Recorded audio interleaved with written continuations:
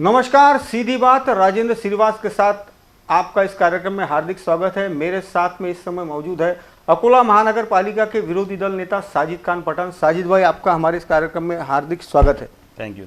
एक सबसे बड़ा मेरा सवाल ये है कि इस साल जो मुसीबत की जो बारिश हुई उसमें आधे से ज़्यादा अकोला शहर पूरी तरह से पानी में डूब गया था। सही बात है। ठीक है, तो अभी हम ये आपका जवाब लेने से पहले एक हम कुछ दृश्य देखना चाहेंगे जिसमें हम आपको बताएंगे कि अकोला शहर के क्या हाल हो गए थे।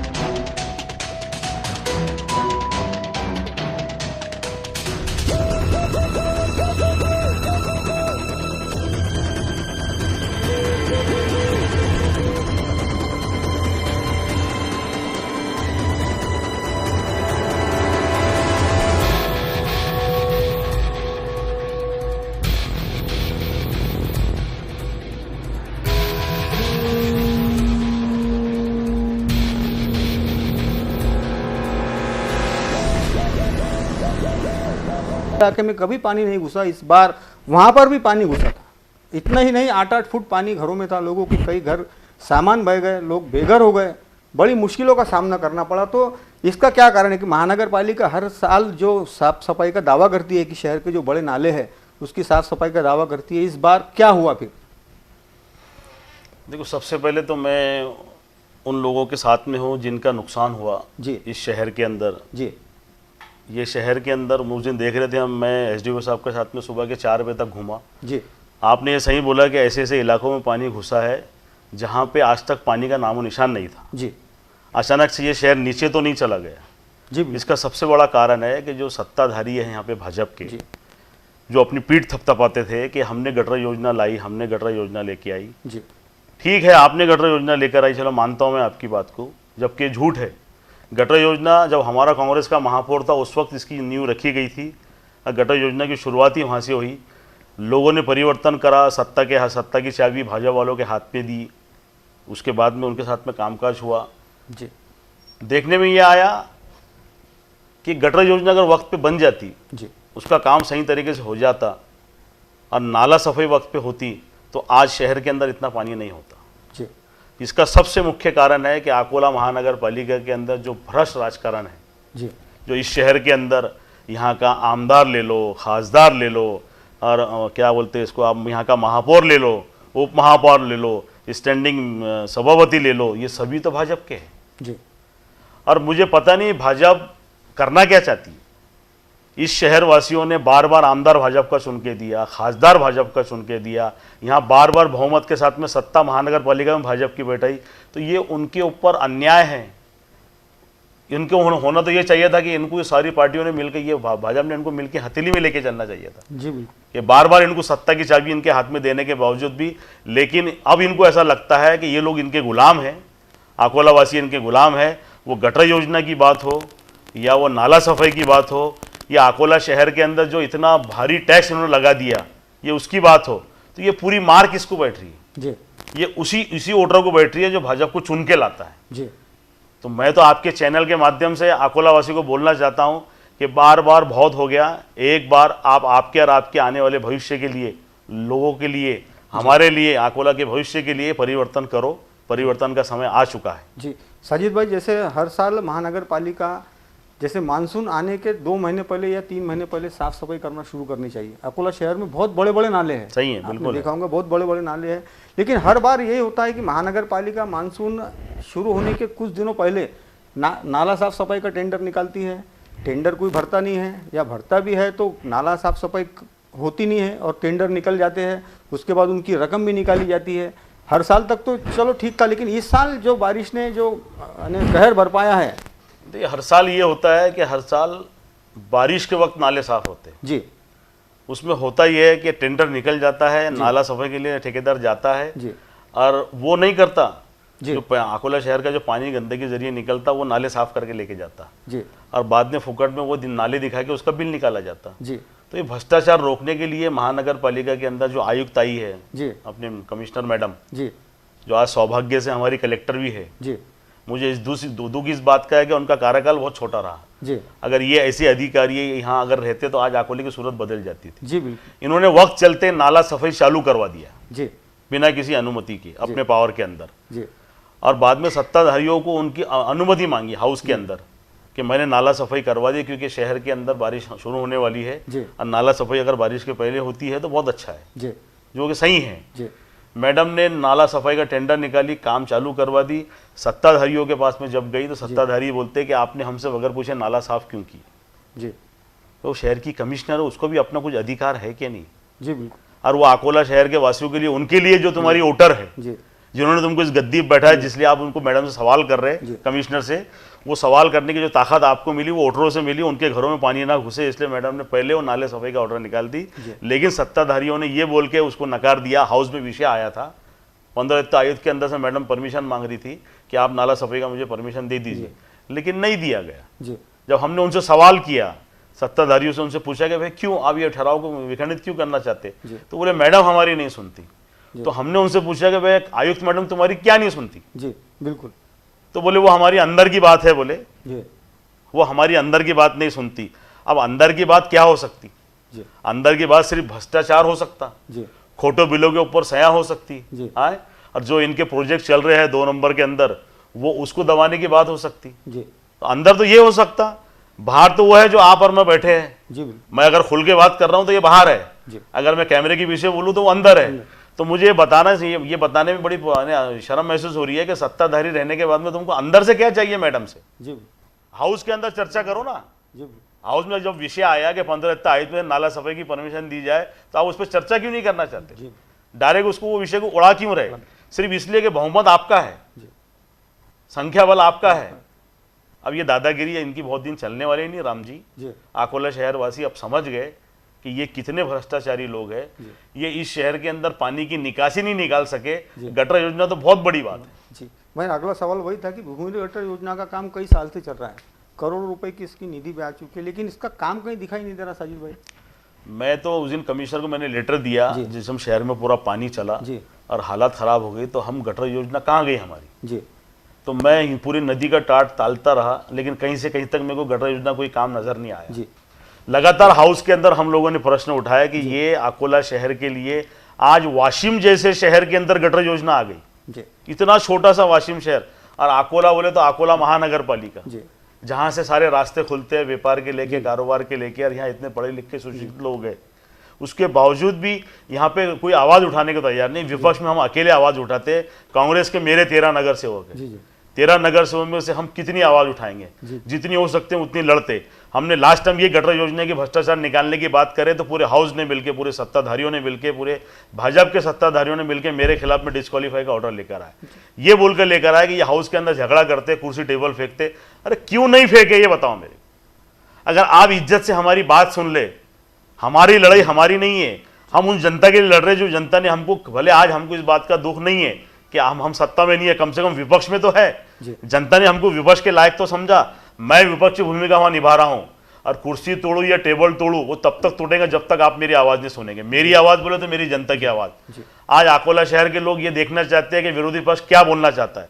मैं अगर वहां बोलता हूं तो तुम मेरी आवाज दबाने की कोशिश करते हैं। चलते चलते गुस्से में कभी माइक हाथ से गिर जाता, कभी कुर्सी लात से उड़ जाती। तो वो मेरा आक्रोश बोले तो मेरे खुद की, मैंने पर्सनैलिटी के लिए नहीं है, अकोला शहर में जो चल रहा है उसके लिए है। अकोला शहर की जनता के साथ में तुम जो भ्रष्टाचार कर रहे हैं यहाँ बैठ बैठ के हमेशा बार बार, उसकी मैं आवाज उठाता हूँ। मेरी अगर वो आवाज आपको बुरी लगती है तो उसकी लगे, मैं आखिरी तक वो आवाज उठाऊंगा। ऐसे 10 डिस्क्वालीफाई लेटर आप मेरे लिए बनाओ, मैं इसके लिए मंजूर हूँ। मैं अकोला शहर की जनता के लिए अगर डिस्क्वालीफाई होना पड़ा तो मैं डिस्क्वालीफाई हो जाऊंगा। जी साजिद भाई, एक प्रश्न ऐसा था कि अगर आप नाराज नहीं हो तो मैं पूछूं। बोलिए बोलिए। साजिद भाई, ये एक पुरानी कहावत है कि खिचड़ी के 4 यार, खिचड़ी के 4 यार, दही पापड़ घी अचार। अच्छा, यानी जब भी कोई भी खिचड़ी बनती है तो दही पापड़ घी और अचार जब अगर उसका साथ मिल जाए तो खिचड़ी खाने में कुछ और ही मज़ा आता है। आप समझ गए होंगे मेरा क्या। नहीं, मैं समझ नहीं पाया आपने क्या बोले। मैं खुल के बोलो थोड़ा आप। मैं खुल के ये बोलना चाहता कि जनता के सामने बैठे हैं, जनता को मालूम पड़ना चाहिए कि जी खुल के जी क्या मेरा मतलब था कि भाई खिचड़ी के चार यार, दही पापड़ घी अचार। चाहे जितने भी बड़ी योजना आती है महानगर पालिका में, कोई एक पार्टी तो उसमें भ्रष्टाचार नहीं करती होंगी। जो भी सत्ता में जो भी जनप्रतिनिधि बनकर महानगर पालिका में आते हैं, मैं आप पर नहीं आरोप लगा रहा हूँ। नहीं, बोलिए बोलिए, आप बोलिए। तो कहीं जैसे चार यार मिल जाए रात गुजर जाए जो गाना था, उसको तो अमल में नहीं लाया जा रहा महानगर पालिका। ऐसा नहीं है राम जी, आपका सवाल बहुत अच्छा है और ये आपने बोलना भी चाहिए, पूछना भी चाहिए हम लोगों से, जहां हम सत्ता में है या सत्ता में नहीं है जी। लेकिन उस हाउस के अंदर है जहां ये निर्णय होते हैं जी अगर वहां कुछ गलत हो रहा है तो जवाबदारी हमारी भी है जी क्योंकि हम अपनी आंखों से देख रहे हैं वहां चल क्या रहा है। जी यही तो मेरा बोलना है राम जी कि साजिद पठान का पूरी भाजपा मिलकर डिस्क्वालीफाई क्यों लिखती, जी क्यों चाहती है कि वो महानगर पालिका के हाउस के अंदर ये आदमी डिस्क्वालीफाई हो जाए और यहाँ से निकल जाए। जी यही तो कारण है कि मैं उनकी खिचड़ी खाना नहीं चाहता हूँ, जी उनकी खिचड़ी में मेरा हिस्सा नहीं लगाना जी, चाहता। यानी सच्चाई जो सत्य जो परेशान हो सकता हाँ, वो जो हाँ लेकिन पराजित नहीं हो सकता। पूरी सत्ता एक तरफ, जी आमदार उनके पास में, खासदार उनके पास में, जी पूरे बहुमत के साथ में महानगर पालिका में सत्ता उनकी। उस टाइम पे मुख्यमंत्री उनका था, प्रधानमंत्री उनका था, राज्यपाल उनका था। उसके बावजूद अकोला महानगर पालिका का एक छोटा सा विरोधी पक्ष नेता आपको इतना बड़ा महसूस होने लगा जी कि आप उसका डिस्क्वालीफाई लेटर लिख रहे हैं। उसके पीछे कारण यही था। मेरे सवाल यही तो है कि अकोला की जनता के साथ में आप जो दुरुपयोग कर रहे हैं, एक 78 करोड़ की जो योजना है, गटर योजना, वो गई कहाँ? नीचे से ऊपर तक तुम लोग बैठे हुए। आज अगाड़ी की सरकार है, जिस टाइम मेरा डिस्क्वालीफाई लगेगा उस टाइम भी मुख्यमंत्री इनका था, तो उस टाइम मेरे को डिस्क्वालीफाई क्यों नहीं करे आप? जी बिल्कुल। क्या वजह थी? आपने हाउस मेरे को सिर्फ डराने के लिए करे थे। साजिद पठान डरने वाला नहीं है। जी मेरे घर की कितनी अपेक्षा है मुझे मालूम है। अकोला महानगर पालिका से 10,000 का जो मानधन मिलता है वो, और मेरा जो रोजगार है, शादियों में मेरे यहाँ के जो घोड़े जाते हैं उसमें मेरा घर का, मेरे बाल बच्चों को गुजारा हो जाता है। उससे ज्यादा मेरी अपेक्षा नहीं है। जी और मैं राजकारण में लोगों की सेवा के लिए आया, मेरे घर बनाने के लिए नहीं आया। जी और मैं बहुत सामान्य परिवार से हूँ। मेरी ईमानदारी का सबूत है कि लास्ट टाइम मैंने इलेक्शन लड़ा आमदरगी का, 70,000 अकोला शहर वासियों ने वोट दिए। और यहाँ भाजपा हमेशा जातिवाद की बात करती है, उनके मुंह पे तमाचा है। साजिद पठान के 70,000 वोट के 25,583 हिंदू समाज के मुझे वोट मिले हुए। ये मेरे लिए गर्व की बात है कि इस शहर का हिंदू जातिवाद की बात नहीं करता। जातिवाद की बात यहाँ के राजकारणी लोग करते हैं। इस शहर के लोग जातिवाद नहीं चाहते। इस शहर के लोग काम करने वाले को पसंद करते हैं। जी साजिद भाई, एक मेरा प्रश्न था कि इसके पहले के जो महानगर पालिका के चुनाव होने वाले थे, तब एक भाजपा के पदाधिकारी, मैं नाम नहीं लेना चाहूँगा उनका, उन्होंने मुझे इस मंच पर कैमरे के सामने कहा था कि भाजपा की सत्ता अगर महानगर पालिका पर आती है तो हम 1% भी टैक्स नहीं बढ़ाएंगे। लेकिन आप देख सकते हैं कि अभी 300% टैक्स लोगों के ऊपर बढ़ गए। लॉकडाउन, अभी 2 साल से लॉकडाउन था, लोग परेशान हैं, लोगों की मालमत्ताओं पर सील लगाई जा रही है। तो आप इस पर क्या कहना चाहेंगे कि कितना उचित है? नहीं, आप नाम नहीं ले सकते लेकिन मैं ले सकता हूँ। इंटरव्यू मैंने आपका देखा था, वो विजय अग्रवाल जो माजी महापौर है, जो आज के भाजपा के शहर अध्यक्ष है, उन्होंने ये कहा था आपके चैनल के माध्यम से कि अगर हमारी सत्ता या भाजपा यहाँ फिर से काबिज हुई तो हम 1 रुपये का टैक्स नहीं बढ़ाएंगे। गलती उनकी नहीं है राम जी। जब इस देश का प्रधानमंत्री बोलता है कि सत्ता में हम आएंगे तो आपको 15 लाख रुपए देंगे जी, आए तो ये तो छोटे हैं। उनके बड़े जब इतनी बड़ी झूठ बात बरते, इलेक्शन आने के बाद में बोलते वो सिर्फ इलेक्शन बोले तो एक जुमला था। आए अब वो इस देश का प्रधानमंत्री जिसपे पूरी देश भरोसा करता है, वो बोलता है कि आप मैं चुन के आऊंगा तो आपको 15 लाख दूंगा, वो अपना वादा पूरा नहीं करते। तो विजय अग्रवाल तो बहुत छोटे आदमी है बेचारे। महापौर एक छोटा सा होता प्रधानमंत्री के सामने, उनके मुंह से निकल गया होगा। लेकिन आज हाल क्या है? आज 5% टैक्स बढ़ा हुआ है, 5% टैक्स बढ़ गया महानगर पालिका। जी बिल्कुल राम जी, कभी कभी ऐसा लगता है कि अपने घर को चक्के लगाना और महानगर पालिका में लाके जमा करा देना। जी बिल्कुल, टैक्स ही इतना होगा। टैक्स इतना होगा जी। अच्छा, इस शहर में आप इतना टैक्स लेते, सुविधा क्या है? सुविधा जी, 5 दिन लगातार आप पानी दे नहीं सकते जी बिल्कुल। 5वें दिन आपके घर में पानी आता जी, टैक्स आप पूरा लेते जी। साफ सफाई करने के लिए गाड़ी अगर आती है तो पैसे हमको देना पड़ता है जी बिल्कुल। 1 रुपया के माध्यम से उसको 30 रुपये महीना उसको देना पड़ता, तब जाके अपने घर के सामने गाड़ी लगाता हूँ। जी बिल्कुल। तो आप कचरा नहीं उठा के दे सकते, डेली पानी नहीं दे नहीं सकते, लाइटों का ये हाल है कि जो कंपनियों को उन्होंने लाइट दी है, जी एलईडी जो लाइट दी है, जी वो कंपनी का कोई यहाँ पे एक ऑफिस नहीं है जहाँ आप कंप्लेंट कर सकते। जी बिल्कुल महानगर पालिका में वो एक ही इंजीनियर है, उसके पास कंप्लेंट लिखाओ, जी। वो उसको बोलेंगे, जब तक 4 दिन निकल जाते लाइट चालू नहीं होता। जी तो आप ना लाइट की सुविधा दे सकते हो, ना साफ सफाई कर सकते हो, ना इस शहर के अंदर अच्छे गार्डन आपने रख सके, ना अच्छे रास्ते हैं, ना कोई पार्किंग का कोई व्यवस्था है। आज फुटपाथ के ऊपर चलना दुश्वार हो गया। मैं ये नहीं बोलना चाहता कि फुटपाथ खाली होना चाहिए, फुटपाथ खाली होने से पहले जो फुटपाथ के ऊपर जो कारोबार कर रहे उन लोगों को जगह देनी चाहिए, उनके लिए मार्केट खड़ा करना चाहिए। ये महानगर पालिका का अपना कर्तव्य है। जी बिल्कुल। इस शहर का दुर्भाग्य है कि बार बार ऐसे लोग चुन के आ रहे हैं यहाँ पे जो शहर का उद्धार ही नहीं कर पा रहे। जी साजिद भाई, एक और प्रश्न था कि महानगर पालिका में कोई भी जो अच्छा अधिकारी है वो आने के लिए तैयार नहीं है। पूरे राज्य में महानगर पालिका की ऐसी बदनामी हो चुकी है, तो आपको क्या लगता है इसके लिए कौन जिम्मेदार है? मैं आपकी बात सीधे से खारिज करता हूँ राम जी, शायद आपको बुरी लगे मेरी बात जी। मुझे पता नहीं आप क्यों उतना दबे दबे अंदाज के अंदर मेरा इंटरव्यू ले रहे हैं। नहीं, आप नहीं। खुल के क्यों नहीं बोलना चाह रहे हैं? नहीं, आप बताइए ना। अब जैसे अभी इसके पहले जो भी आयुक्त आए वो हमेशा अपना तबादला करवाने की प्रयास में रहता है। जैसे अभी जितेंद्र पापलकर साहब जो अकोला के जिलाधिकारी थे, उनको चार्ज दिया गया था अकोला महानगर पालिका, वो आने के लिए तैयार नहीं है। उसके बाद परभनी के जो कलेक्टर थे उनका यहाँ पे तबादला किया गया, वो आने के लिए तैयार नहीं है। अभी महानगर पालिका बिना आयुक्त के चल रही है। इसके पहले भी कई ऐसे वाक़ये हो चुके हैं।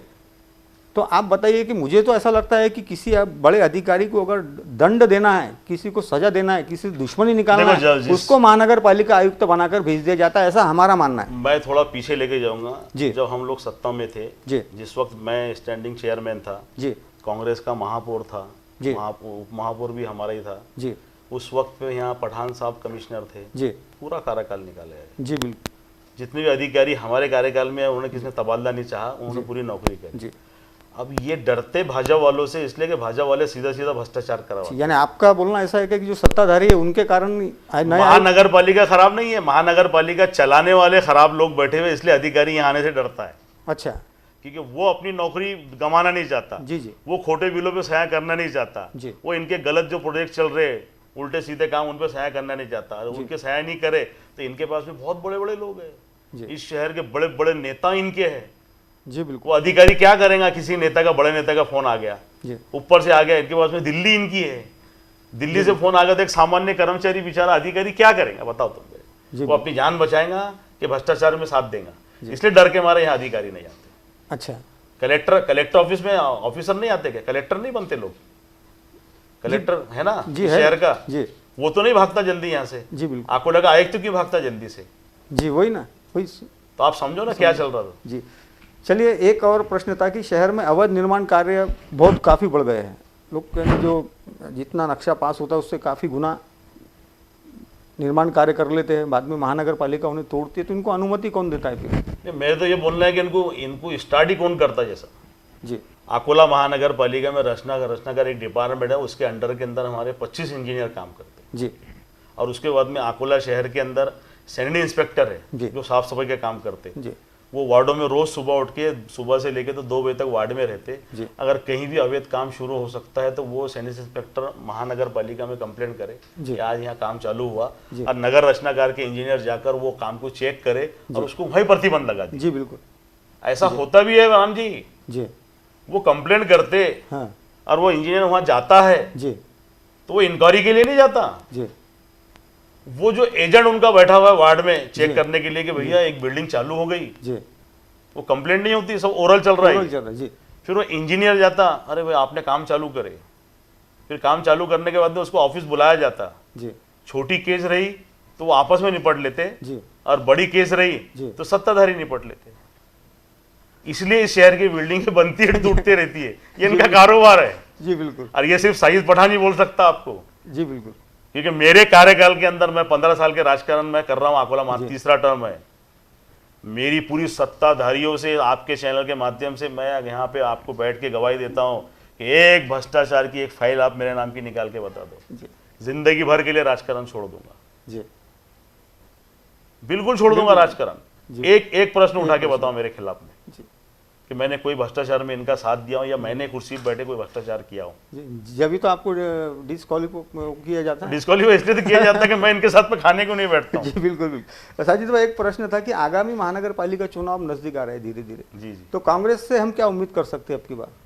कांग्रेस से नहीं, आप अकोला की जनता से उम्मीद करो। आप जी कांग्रेस तो हमेशा अकोला की जनता के लिए सत्य पे खड़ी हुई है। जी लोग अगर नकार देते हैं तो उसको हमारी कोई गलती नहीं है। ठीक है, हमारी कुछ गलतियां थी, हमने सुधारी। जी आने वाले इलेक्शन के अंदर मैं महानगर पालिका में जब बैठता हूँ सुबह 11 से लेकर शाम के 5 बजे तक, जी तो जिस तरह अभी लोगों का जो रूटीन जो बढ़ गया है, नए नए लोग आके अप्रोच होते, बात करते जी। हैं, शहर में हम घूमते हैं, शादी में जाते हैं, कारोबार के सिलसिले लोगों से बातचीत करते जी। हैं, तो लोग अब परिवर्तन के मूड में। आने वाले समय कांग्रेस की सत्ता है। जी और मैं आपके चैनल के माध्यम से एक वादा करता हूँ, विजय अग्रवाल जी जैसा वादा नहीं जी जी कि जो टैक्स नहीं बढ़ेगा लेकिन बढ़ा दिए, बढ़ा, ये साजिद पठान वादा कर रहा आपके चैनल से अकोला वासियों से।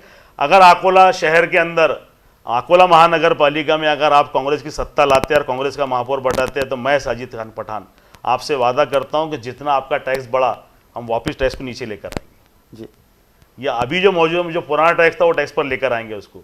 उसके लिए हमको प्रशासन से लड़ना पड़े, ऊपर शासन से लड़ना पड़े, लड़ लेंगे, लेकिन अकोला शहर वासियों के ऊपर जो टैक्स के माध्यम से जो मार बैठी है उसको पूरी कम करेंगे और ख़त्म करेंगे। मेरा वादा अकोला की जनता के साथ में है। मैं बार बार अकोला की जनता के सामने आने वाला हूं। अगर मैंने आपका वादा पूरा नहीं करा तो दोबारा जब आपके पास में आऊँगा तो आपने मुझे याद दिलाना। चलो आखिरी सवाल साजिद भाई, आपसे बात करके बहुत अच्छा भी लगा और बहुत लोगों को भी काफ़ी जानकारी मिली कि महानगर पालिका का जो काम काज किस तरह से चलता है। जो लोग सिर्फ देखते हैं, सुनते हैं, लेकिन आपने जो वास्तविकता उनको बताई कि वास्तविकता ये है महानगर पालिका की। इससे और एक बात बोलना चाहूँगा आपको। जी जी। अकोला महानगर पालिका के अंदर 80 नगर सेवक की आम सभा होती है। जी। वो आम सभा में क्या होता है अकोला की जनता को पता ही नहीं चलता। जी बिल्कुल। वो तो थोड़ा बहुत जो पता चलता, वो जो सोशल मीडिया काम कर रहा है, जो प्रेस वाले वहां बैठते हैं, अपने पत्रिका के अंदर लिखकर जनता को बताते कि ये सब्जेक्ट था, ये इस पे बहस हुई, ये पास हुआ, ये फेल हुआ। जी जी। हाँ, मेरा ये बोलना है कि अगर भारतीय जनता पार्टी अपने आप को इतनी सच्चाई का दावा करती कि हम बड़े ईमानदार लोग हैं, तो मैं आपके चैनल से उनको फिर एक संदेश देना चाहता हूँ कि अगर वो वाकई में ईमानदार है, मैंने जितने भी आरोप लगाया वो सब गलत है, तो आने वाली आम सभा के अंदर आप लाइव क्यों नहीं दिखाते अकोला की जनता को? आरआरसी नेटवर्क उसके लिए तैयार है। आरआरसी नेटवर्क आपका तैयार है, आप जाओ वहां कैमरा लगाओ, क्या बहस हो रही है उसका पता चलेगा। और अकोला के शहर की जनता को पता तो चले कि आपके पैसों के माध्यम से जहां ये महानगर पालिका चलती है टैक्स के माध्यम से, तो वो आपके खिलाफ के कितने फेवर लेते हैं, आपके खिलाफ में कितने फैसले लेते हैं। अरे वो लोकसभा विधानसभा उसका लाइव हो सकता, तो अकोला महानगर पालिका का लाइव क्यों नहीं हो सकता? जी बिल्कुल। डरते ये लाइव दिखाने से, इनका भ्रष्टाचार सामने आ जाएगा ना। जी बिल्कुल। साजिद भाई, एक मेरा आखिरी सवाल है कि सत्ताधारी जो भाजपा है उनको लेकर आपके क्या विचार है? अभी जो महानगर पालिका की में जो सत्ताधारी है भाजपा, उसको लेकर आपके क्या विचार है उनको लेकर? मेरा तो उनका ही विचार है कि अगर वो अकोला शहर वासियों से सच में मोहब्बत करते, करना भी चाहिए। अकोला शहर ने उनको सर के ऊपर बैठाया, आमदार चुन के दिया बार बार, खासदार चुन के दिया बार बार, नगर सेवक चुन के दिया बार बार, सत्ता में बैठा रही है उनको बार बार। तो अब तो मेरा ऐसा बोलना है कि अब कितना खून चूसोगे उन पर जी। अब उन पर रहम करना चाहिए और बाजू में होना चाहिए, दूसरों के हाथ में चाबी दो ताकि शहर का उद्धार कर सके। जी चलिए, ये थे हम महानगर पालिका के विरोधी दल नेता साजिद खान पठान। आशा है आपको हमारा कार्यक्रम पसंद आया होगा। साजिद भाई, आपने आपका कीमती समय निकालकर हमारी इस सीधी बात राजेंद्र श्रीवास कार्यक्रम को दिया, आपको बहुत बहुत धन्यवाद। आशा है आपको हमारा कार्यक्रम जरूर पसंद आया होगा। अगले हफ्ते हम फिर मिलेंगे एक नई हस्ती और एक नए विषय को लेकर। तब तक के लिए नमस्कार।